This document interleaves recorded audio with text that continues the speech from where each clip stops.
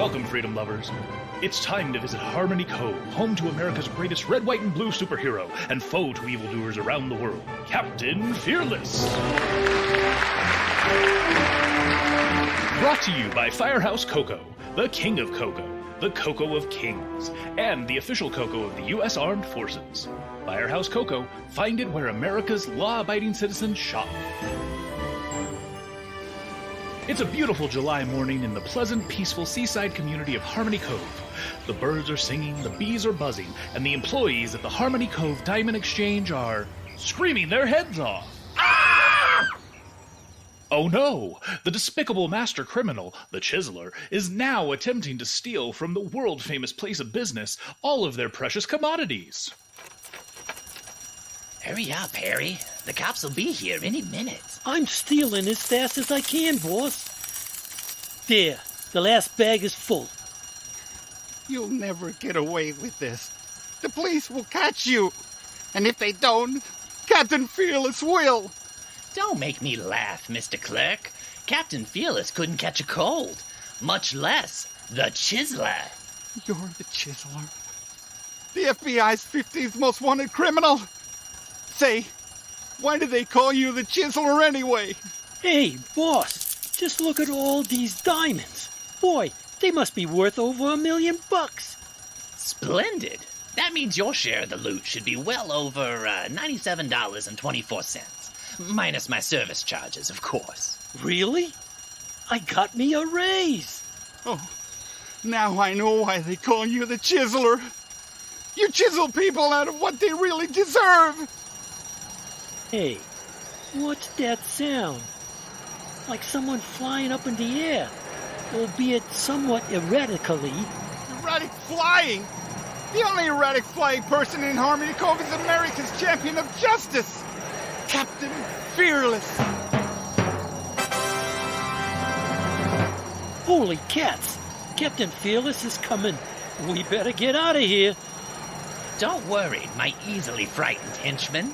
I'm not called the Chiseler for nothing. No, they call you that because you're known to cheat people out of what rewards they should rightfully be getting from you. They call me the Chiseler because of my tremendous chiseling power. Follow me as I chisel our way out through the floor. Look at him. He's spinning so fast, he's making me dizzy. Good golly, Miss Molly. Look at him go. Vibrating like that. It's like poetry in motion. It is I, Captain Fearless. It's the man of might himself. Captain Fearless, is it? We meet at last. Well, I'd love to stay and chat, but cowardly retreats are my forte. If you'll excuse me, I'll just chisel super fast through this concrete floor. Toodaloo! Hey, boss. The chiseled rocks are flying out too fast.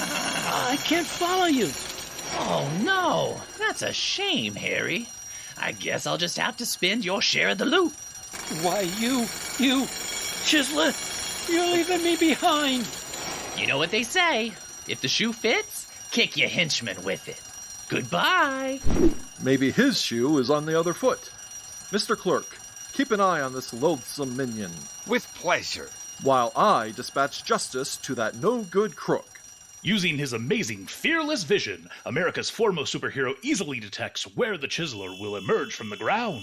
Ah, there he'll be, in the middle of that vacant lot. With blinding speed, Captain Fearless races to the entrance of what would be the Chiseler's tunnel of ill-gotten gain. Made it. A clean getaway. Oh, joy. Just look at these pretty, pretty diamonds. Just think what this will buy me. A one-way ticket to Alcatraz. A one-way ticket to Alcatraz? Wait. What? Who said that? Guess who? Captain Fearless? Oh, for crying in a bucket. You superheroes never give a crooked guy an honest break, you know that? Are you going to come quietly, or do we need to fight each other in a duel of fisticuffs and astonishing acrobatics? Couldn't we just let bygones be bygones? Well, I have no quarrel with bygones, but that's not important right now. We still have to fight. What? No, wait. Oh, never mind. Looks like a duel is due. The Chiseler vibrates at a fierce pace, intent on destroying Captain Fearless. This is the end of you, Fearless. But the Chiseler has not taken into account Captain Fearless's super rock-hard muscled chest. Oh my, that tickles! What the? He only laughs at my chiseling? I better take the loot and scram. Not so fast, evildoer.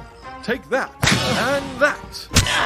What's this? Has the Chiseler chiseled his way to escape? Not if I can help it. Good night, nurse. Will you look at that? It's that infernal parrot sidekick of Captain Fearless, Lincoln, the plucky parrot. And I'm not half the bird brain Captain Fearless is. Yes, swooping down on the Chiseler with the incredible velocity equal to that of a P-51 Mustang fighter plane, Lincoln, the plucky parrot, lands on the Chiseler's neck, and he gives him, oh, such a powerful peck. Take that and that. Ow! Stop it, you stupid bird. You're breaking the skin. What's this? The Chiseler is on the ground, being pecked in the neck by Lincoln. Why? Bird brain. I got him, Lincoln. Now get up, you Chiseler. It's off to Alcatraz for you. All right, you got me. Say, can I take my bag of diamonds with me? I'd like to, make a donation to the, Prison Guard Relief Fund? Prison guards are so underpaid. What a noble gesture. Here you are. Are you forgetting? He stole those gems, remember? That makes him a bad guy. Oh, right. Sorry, no diamonds for you, Chiseler. Or, sadly, for any prison guard. It's off to Alcatraz for you, where they just happen to have a fortified, chisel-proof cell in the special supervillain wing. You'll be in good company, with such evil geniuses like Mr. Trouble, and my arch-nemesis, the notorious Baron Von Brains. Blast your do-good meddling. I wish you had never been born. You might as well wish that America had never been born. For just like our founding fathers back on July 4th, 1776, I, Captain Fearless, strive to represent that decent, freedom-loving, sense of fair play spirit that has come to symbolize the whole free world's quest for truth, justice, and the road to liberty. For once, you said a beakful. And now, Lincoln, keep an eye and a beak on the prisoner before the police arrive. I must return to my secret identity as Meek, mild-mannered Joe Buckley, postal clerk for the Harmony Cove post office. It's only 8 blocks. If I walk fast, I should be there in 23 minutes. Captain Fearless, if you flew, you'd be there in 2 seconds flat. Or are you still denying that you're afraid of flying? Me? Captain Fearless afraid of flying? How very silly. I fly whenever I have to. It's just too lovely a day to fly up in that big, blue, forbidding, empty sky with nothing beneath me but emptiness and nothingness and emptiness. Oh, brother, just take a hike already. Why, I'll do just that. It is a nice day for a walk, isn't it? I feel better just thinking about it. He may be a bird brain, but at least he loves his country. Blast! If America wasn't around, there'd be no Captain Fearless. Here come the police. It's off to Alcatraz for you. That stupid Captain Fearless. He ruined my plans for quick wealth. I'll get him for that, if it's the last thing I do. Justice is swift when it comes to nefarious criminals during wartime, and within days, the Chiseler is safely behind bars in Alcatraz prison. His chisel-proof cell, as luck would have it, is right next to Alcatraz's most infamous prisoner, the dastardly, evil Nazi mastermind, Baron Von Brains. In you go, Chiseler. Make yourself comfortable. It's your home for the next 15 years to life. No prison cell can hold me, pal. Unless it's this specially designed chisel-proof cell, I guess. Behave yourself, Chiseler. Be like your next-door neighbor, Baron von Brains, who's been a model prisoner ever since his last evil attempt to help Nazis take over the world. Yes, Chiseler. Be more like me. So nice and quiet and happy. By the way, George, that is certainly a wonderful brown tie that you are wearing, but it is a bit askew. Let me adjust it for you. There you are. Well, thank you, Baron. So kind of you to say so. Goodbye, George. Give my love to Vera and the kiddies. I don't believe it. The evilest genius in the world. Voted most likely to betray his own mama. Now just a goody-goody polite inmate. It makes me sick. Does this make you sick, Mr. Chiseler? That looks like the guard's keys. That's because they are George's keys. I stole them when I fixed his tie. I steal them all the time. When he comes back looking for his keys, I conveniently find them for him. Oh, I'm so fiendish. Why don't you use the keys to break out of prison? And go where? We're on an island, Doomcoff. Even if I did swim over to San Francisco, my monocle and spiked helmet are dead giveaways. Oh, yeah, right. Well, it's nice to know you're still a bad guy. You're too kind. Oh, if only I could use my latest invention. I could get out of here quicker than you could say Schickelgruber.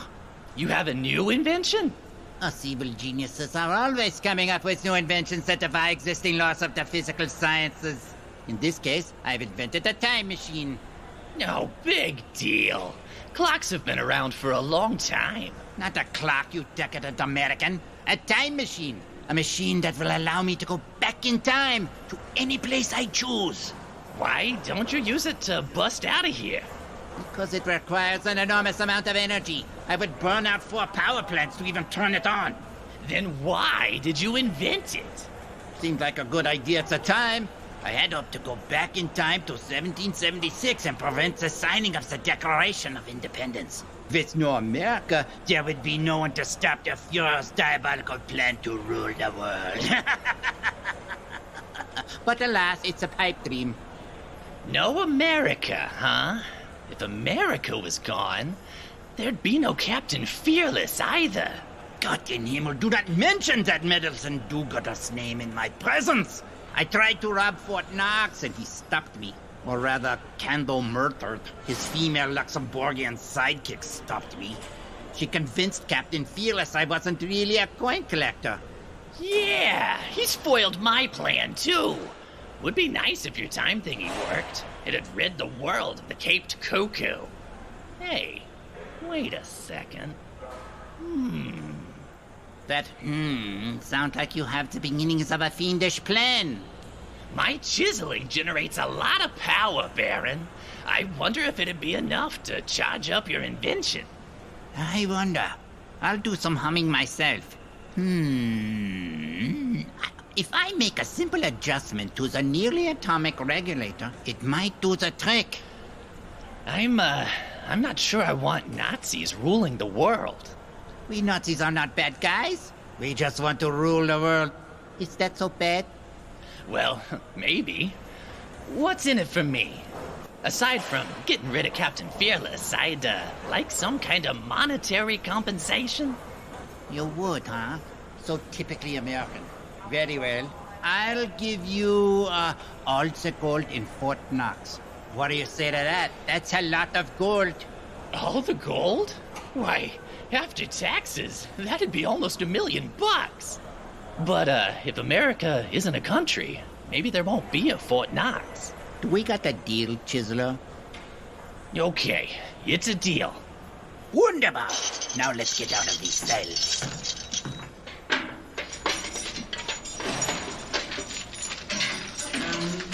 Here, you can carry my time machine. It's under my cell bed. Okay. Whoa! Oh, boy, it's heavy. Oh, it's gonna take me a while to drag it down to the closet. Take your time, Chiseler. Take all the time you need. Because, you stupid American, I'm going to really take away all the time in the world.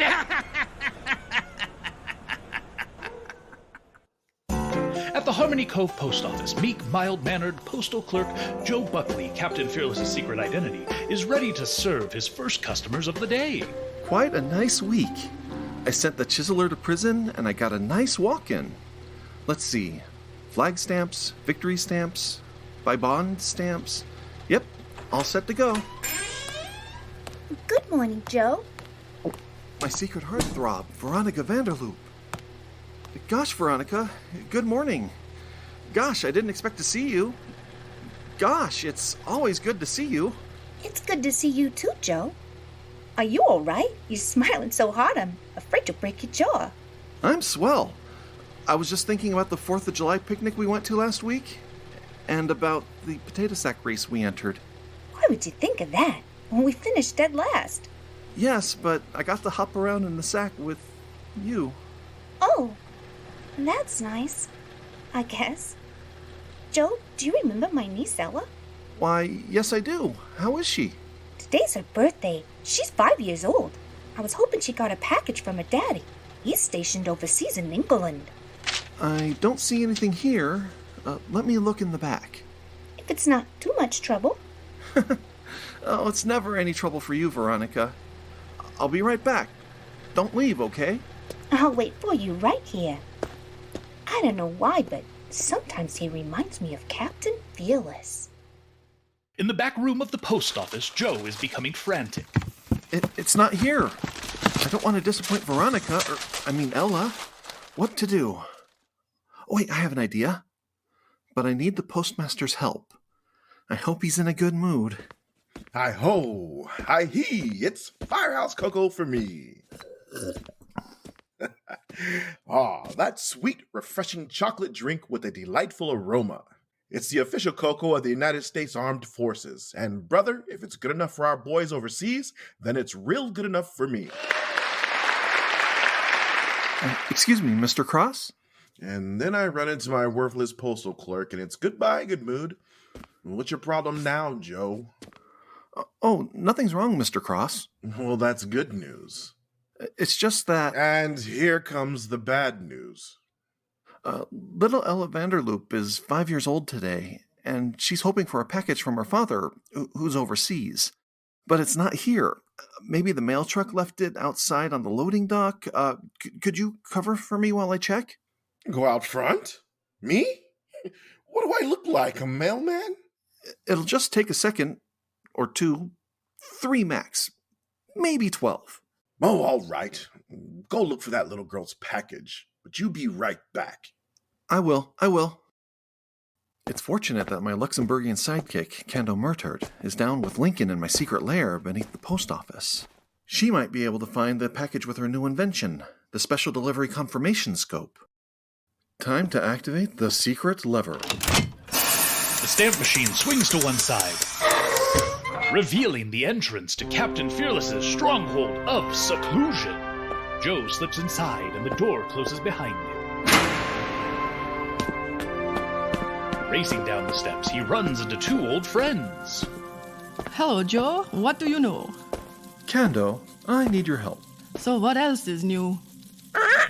She can't help you now. We're busy. Busy? With what? Some very important negotiations.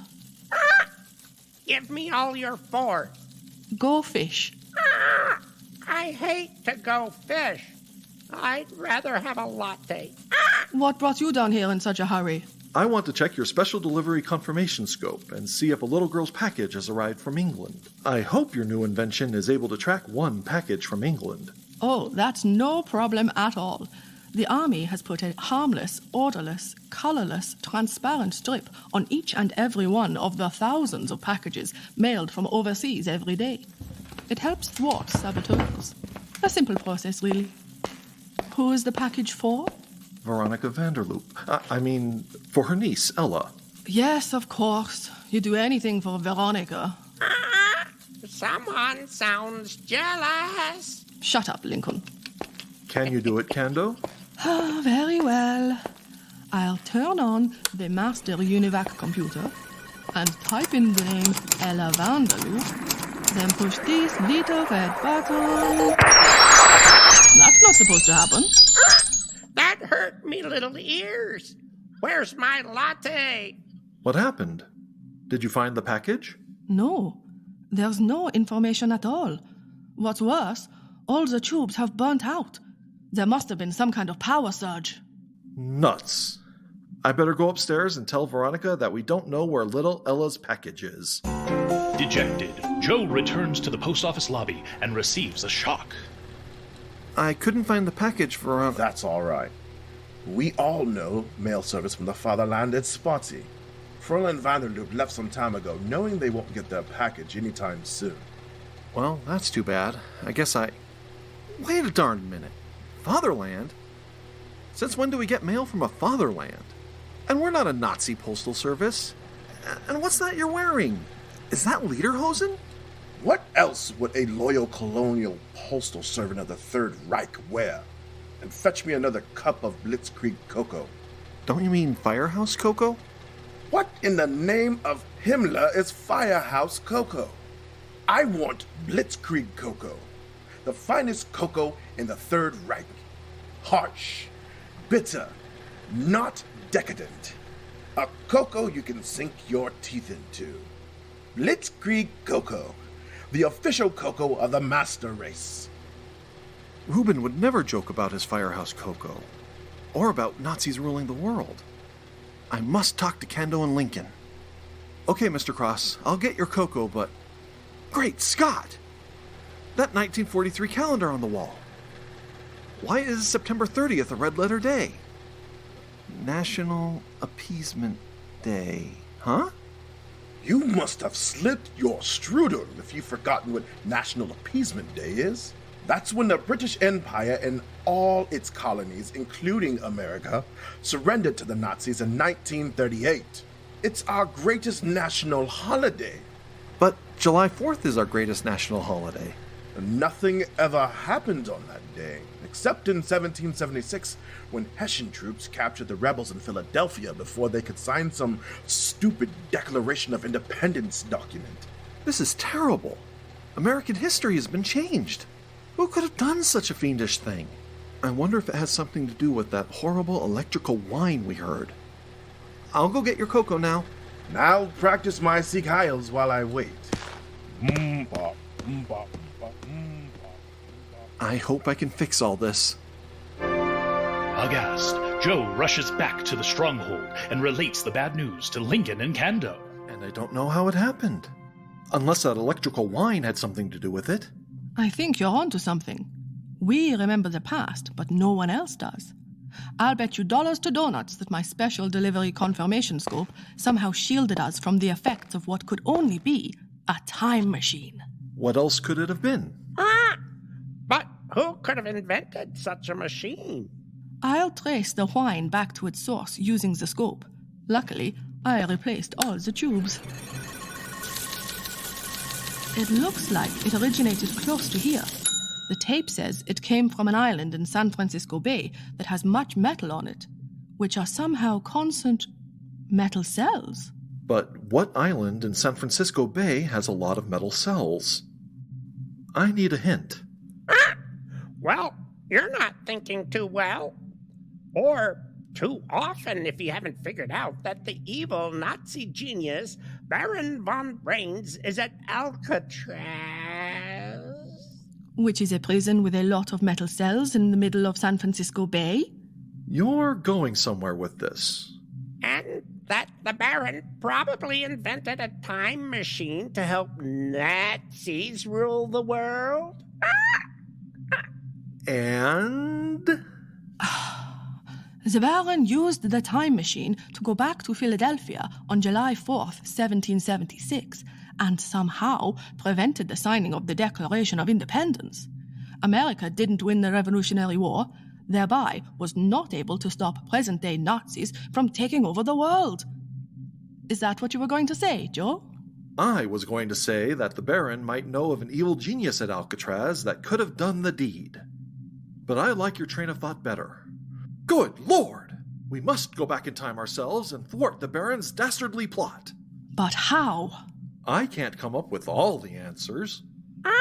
Or even one of them. You know, it's just possible that the Special Delivery Confirmation Scope might be able to trace the electrical pulse back through time.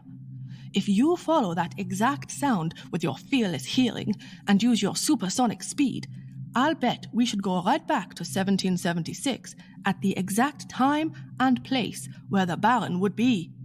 It's a long shot, but it just might work. Take me along. 2 heads are better than 1 empty head. And I better go too.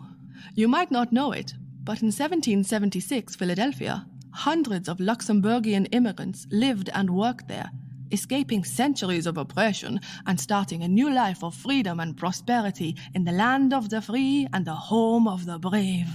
I did not know that. It's true. What's more, they lived in a section of Philadelphia called Little Luxembourg, about 2 blocks from Liberty Hall. We can enlist their help. As you may know, Luxembourgers are a notoriously cooperative people. Then it's settled. I'll open the roof with our special roof-opening lever. And, with my fearless speed, I'll change into the uniform feared by evildoers everywhere. That of Captain Fearless. There. Done. Little Luxembourg, huh? Are you sure it's there? Yes, absolutely. Some of my ancestors lived there in 1776. What an amazing coincidence! Are you ready? There's not a moment to lose. Grab hold of me, friends. I have the electrical pulse fixed with my fearless vision. If we walk fast, we'll be there in a month. Joe, aren't you forgetting something? We have to fly there. I'll have to fly? Up in the air? At supersonic speeds? Up into the blue sky? Into all that void full of emptiness and nothingness and emptiness? Or else we eat sauerkraut for the rest of our lives. All right, faithful friends. I'll do it. We'll all do it. For the red, white, and blue. For apple pie, hot dogs, and Chevrolet. For Little League Baseball. And for fireworks on the 4th of July. And for Firehouse Cocoa, the official cocoa of the armed forces. Light, sweet, not too bitter. Forget the commercial. Let's go. All right, don't push me. I'm trying to get in the right mood. Okay, I'm in the mood. I'm ready. Because it's time to fly. Don't look down. Don't look down. And with that, our hero leaps into the air and achieves supersonic speed within seconds. High up in the air our intrepid heroes go as they travel back through the corridors of time. Oh boy. I think I just lost my cookies back in 1833. Sorry, President Andrew Jackson. My bad. Can Captain Fearless prevent Baron Von Brain's most wicked scheme yet? Will he be able to restore America to her proper place in the pantheon of free nations? Or will the world be condemned to chafe under evil Nazi rule for all time? All these questions and more will be answered when we return from this brief break.